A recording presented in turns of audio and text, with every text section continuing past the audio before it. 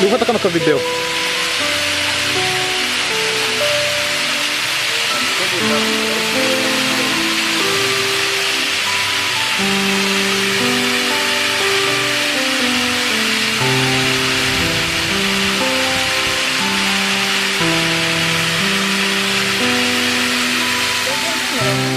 Kuyahagarika we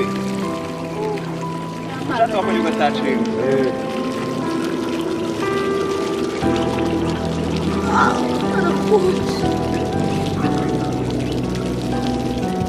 Kado waje. Kado wagiye. kadogo kari idage kadogo cyo koga amazi Kado wagiye ukamwegera. Umwite uko ushaka. Ushaka kumwita Celine. acanye bitwa Ngo mbizi.